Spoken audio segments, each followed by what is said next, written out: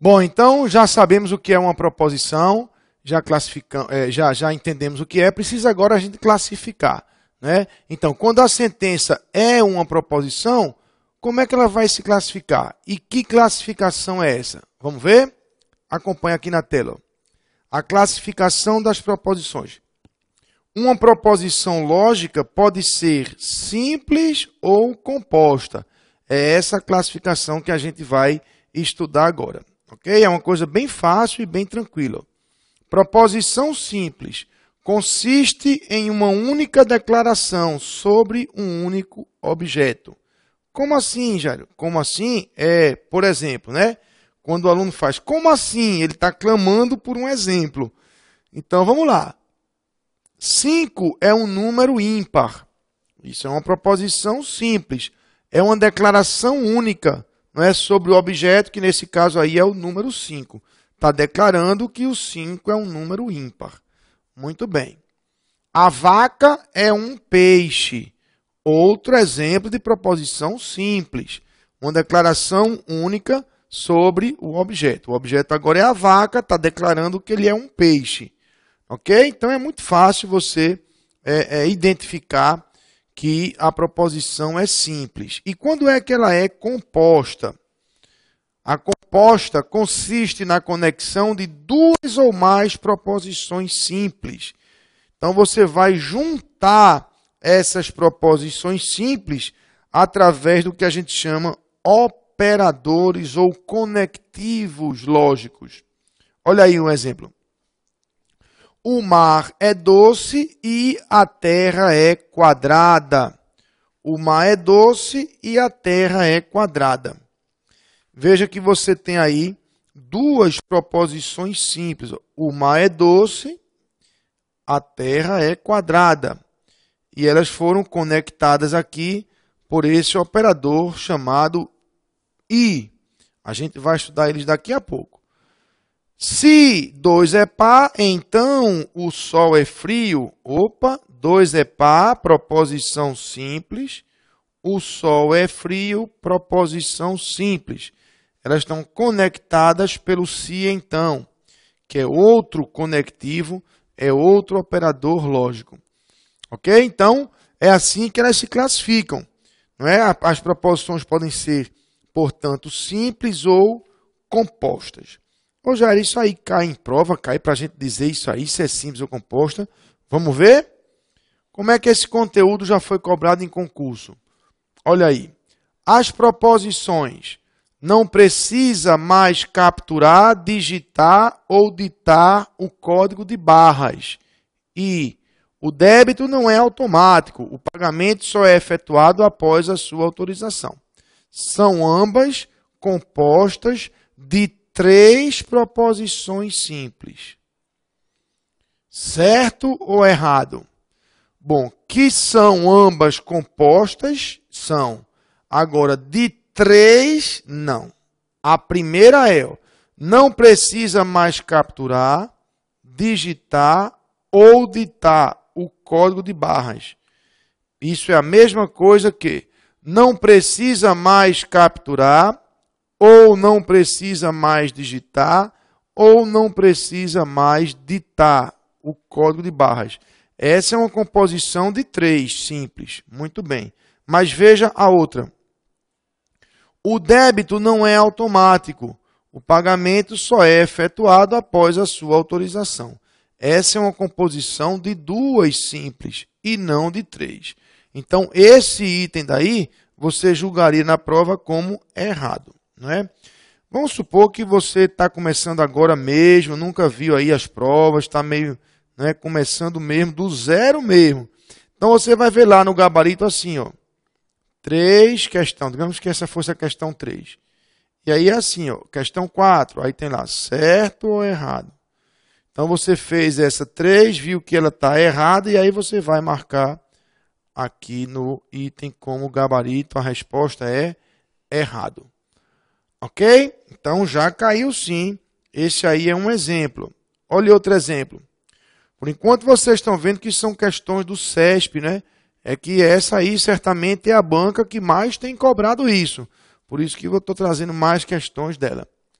a sentença, a presença de um órgão mediador e regulador das relações entre empregados e patrões é necessária em uma sociedade que busca a justiça social.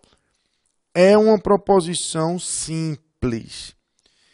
Cuidado para você não confundir proposição simples com proposição curta. A proposição pode ser longa e ser simples. Por exemplo, o que está se afirmando nessa sentença aí é que essa presença é necessária.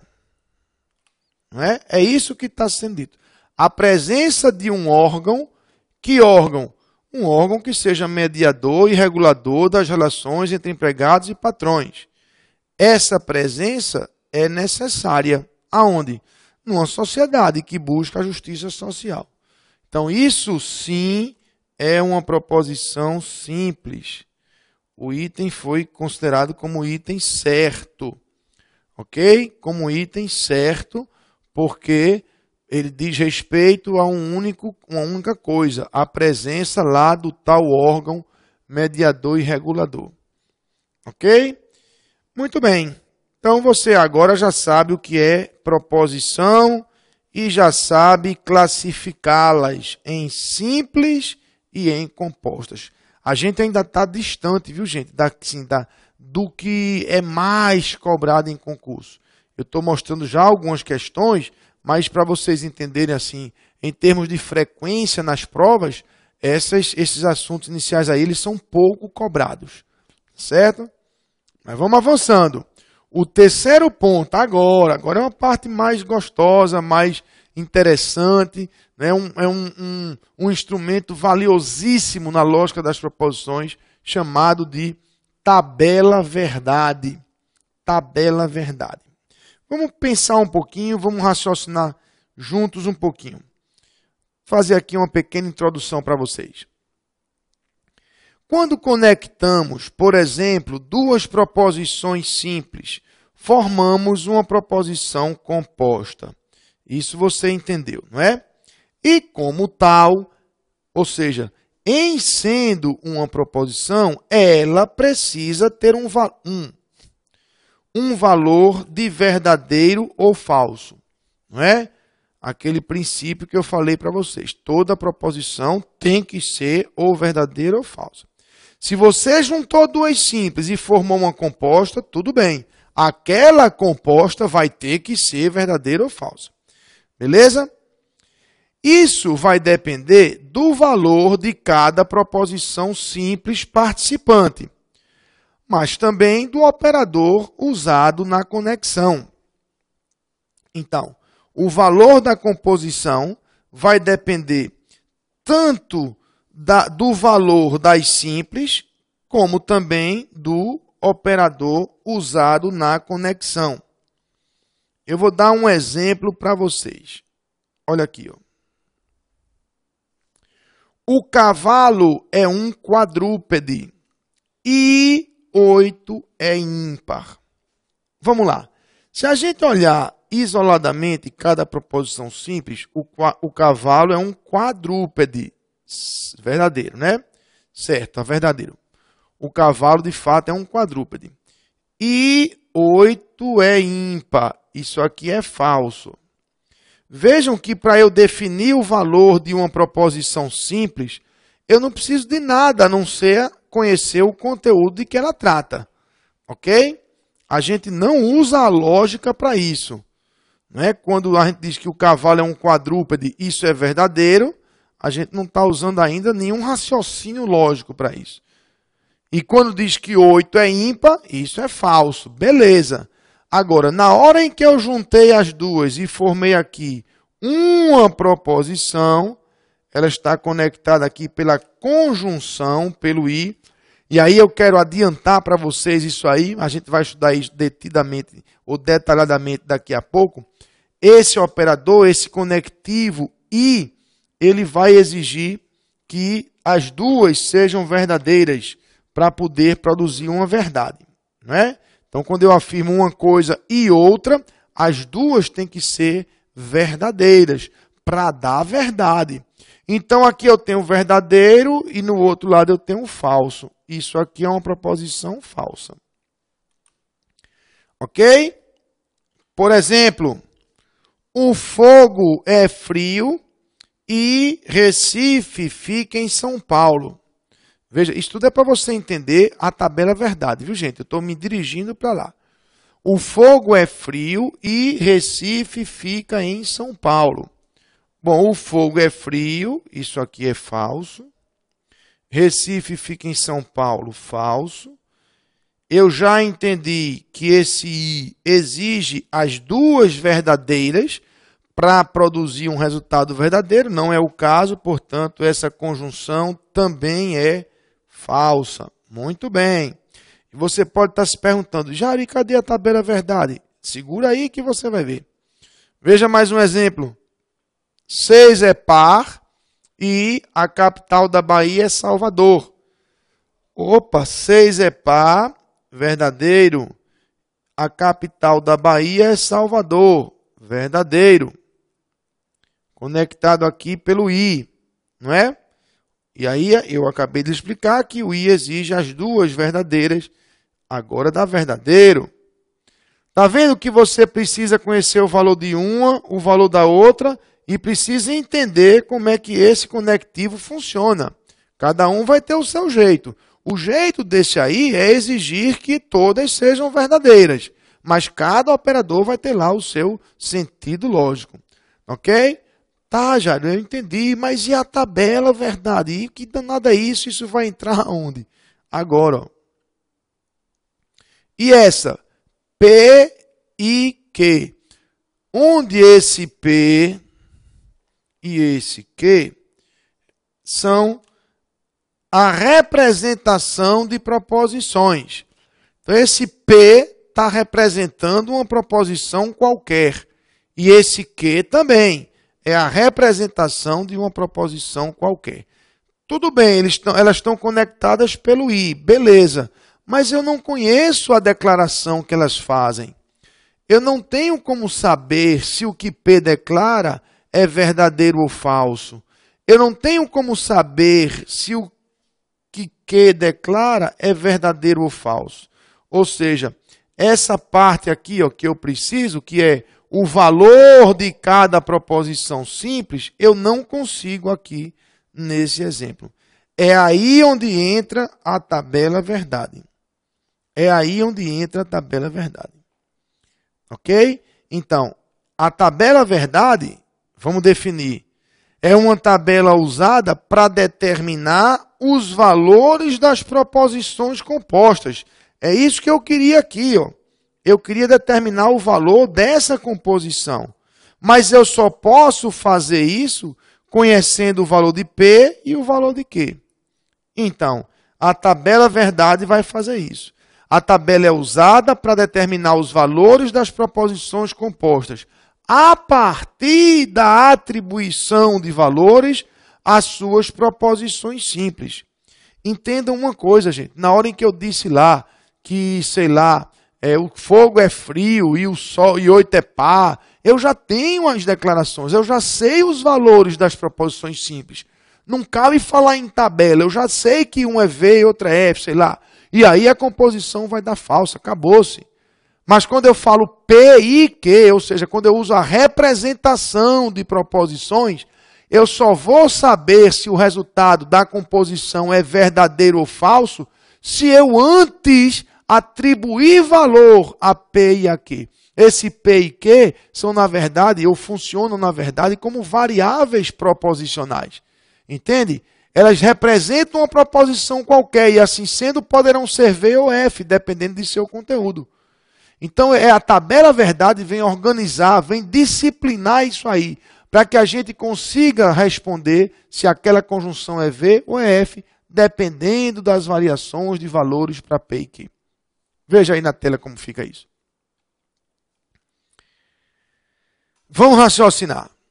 Eu já sei que a tabela vai ter que atribuir os diversos valores para as proposições simples. Tá. Vamos ver se uma tabela vai ser grande ou vai ser pequena. Raciocine aí comigo. Quanto mais proposições simples houver na composição, mais possibilidades de combinar seus valores haverá. Quanto mais proposições simples houver na composição, mais possibilidades de combinar seus valores haverá. Eu estou dizendo o seguinte, ó, quanto mais termos participar de uma composição, mais atribuições diferentes de V e F você vai ter que fazer ou vai poder fazer. Deixa eu mostrar como é que a gente dimensiona a tabela e constrói as primeiras, que você vai entender isso aí. Vamos lá. Terceiro ponto ainda desse item 3 da tabela verdade. Se é para fazer uma tabela, temos que começar dimensionando essa tabela.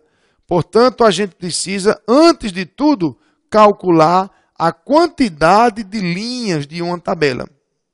A quantidade de linhas de uma tabela. Ora, vamos pensar aqui um pouquinho. Quando eu trago apenas duas proposições simples conectadas, o que é que vai acontecer? Essa proposição, ela vai poder assumir um dos dois valores, V ou F. E essa daqui também vai assumir um dos dois valores, V ou F. Acontece que para cada um desses dois, eu posso associar um desses dois. 2 para cada. 2 para cada um dos dois. Então, nós teríamos 4 linhas para fazer aí todas as atribuições possíveis. De fato, essa daqui poderia ser V ou F, não é? E para cada valor que você imaginasse para P, a outra Q poderia ser V ou F. Poderia ser V ou F. Então, nós temos duas variações para cada uma dessas duas possibilidades. 2 para cada uma das duas, isso é 2 vezes 2. Entendeu? Agora, se você tivesse 3 proposições, o raciocínio é o mesmo. 2, 2 e 2. 2 para cada, isso daria 8 linhas. Ah, já entendi. Como cada proposição traz consigo duas possibilidades, eu vou contar quantas proposições tem participando da minha composição, e aí a quantidade de proposições simples que houver é a quantidade de 2 que eu vou multiplicar. É isso? É exatamente isso. A quantidade de linhas de uma tabela verdade é dada por 2 elevado a n, onde n é o número de proposições simples participantes da composição. Assim, ó, se n for 1, ou seja, se você tiver uma composição que envolve só uma proposição simples, a tabela vai ter 2 elevado à primeira potência, bote 1 aqui, ó. 2 linhas. De fato, ou vai ser V ou vai ser F. Tem duas possibilidades. Não é? Mas, se a composição envolver duas proposições simples, aí a conta é 2 ao quadrado. Já serão 4 linhas. Se forem 3, como a gente fez há pouco, 2 ao cubo, 8 linhas. Não é? 8 linhas. E assim por diante. Tá certo? Então, você começa fazendo essa continha daí, ó. Se a sua composição, se a sua proposição composta, ela envolve, sei lá, 4 termos simples, P, Q, R e S, você vai fazer a continha 2 elevado à quarta, que vai dar 16, e você já vai entender que a sua tabela terá 16 linhas. Tá, Jairo, mas e como é que eu vou preencher tantas linhas assim? Assim, ó. Construindo uma tabela verdade. Item 4, vamos lá. 3.4, né? Bom, depois de dimensionarmos a tabela verdade, portanto já calculamos, né, quantas linhas ela terá, precisamos construí-la. Observe como isso se faz. Se a proposição for composta por um único termo, qual é a conta? 2 elevado à primeira. Um termo. 1, 2. Duas linhas. Ou é V ou é F. Essa não tem o menor trabalho, não é? E creio que aí não haja nenhuma dúvida. Agora, se a proposição for composta por dois termos, PQ, qual é a conta? 2 ao quadrado. 4 linhas. Tá, 4 linhas. Mas como é que eu vou dar conta dessas combinações aí? Faça assim, ó. Na primeira coluna, imagine que aqui dentro está tudo em branco, tá? Na primeira coluna, pegue aqui as 4 linhas, preencha metade V e a outra metade F. Metade V e metade F. Entendeu? Beleza. Na próxima coluna, aí você faz assim, ó. Eu pego o bloquinho da anterior, que nesse caso foi blocos de 2, e quebro no meio. Então, agora eu vou ter blocos de 1. E eu boto um V e um F. Um V e um F. De modo que a cada coluna seguinte, se houvesse mais, né, a gente pegaria o bloco anterior e dividiria ao meio. Se você ainda não entendeu, vai entender agora, ó, com 3. Olha aí. Com 3 termos, o que acontece com 3 termos? A conta é 2 elevado ao cubo. Isso dá 8. Então, a tabela vai ter 8 linhas. Vamos lá? Metade de 8, 4. Então, bote de 4 em 4. Próxima coluna. Qual é a metade de 4? 2. Então, blocos de 2. De 2 em 2. 2V e 2F. 2V e 2F. Próxima coluna. Qual é a metade de 2? 1. De 1 em 1. De 1 em 1. 1V, 1F. De 1 em 1. De 4 em 4. De 2 em 2. De 1 em 1.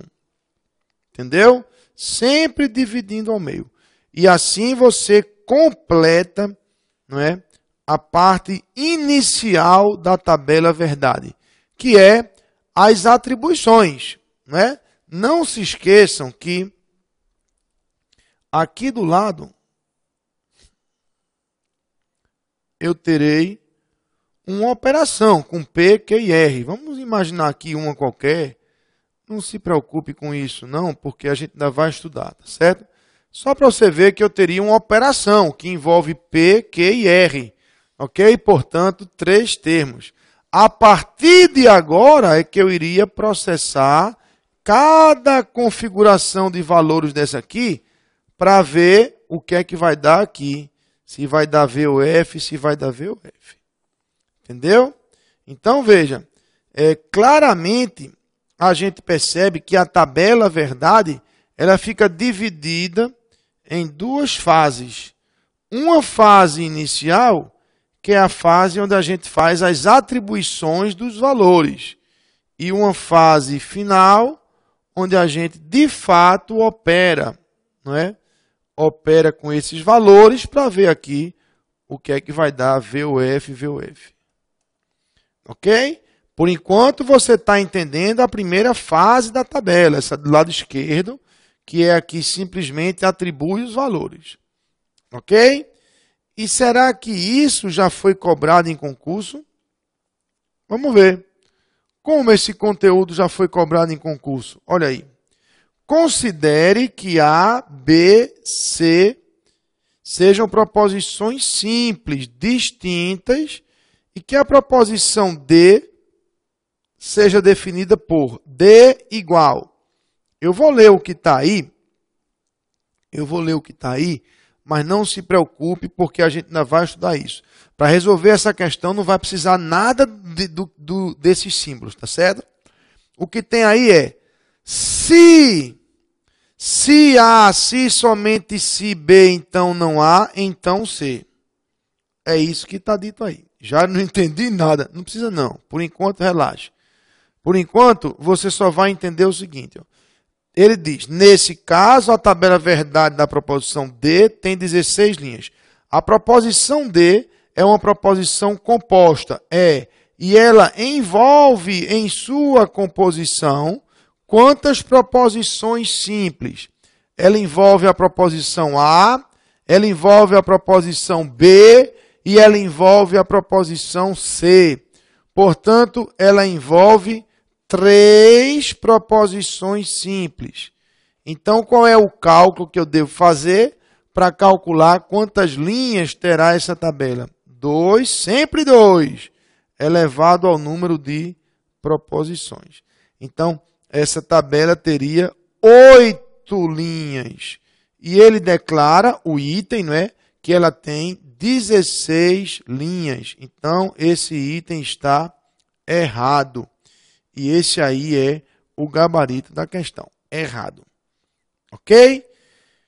Então, gente, espero que você tenha entendido essa lógica daí, como é que funciona. Vê, a gente já viu que é uma proposição, já sabe se ela pode ser simples ou composta. Beleza. Quando ela é composta, como é que a gente vai saber o valor final? Eu tenho que saber o valor de cada uma, mas tenho que entender esses conectivos.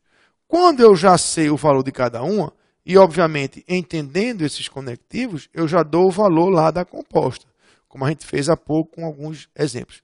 E quando eu não tenho essas simples, porque eu não tenho seus conteúdos, eu tenho elas representadas por P, e Q e R, sei lá mais o quê, aí eu preciso atribuir valor a elas para poder depois julgar lá o valor final. É onde entra em cena a tabela verdade.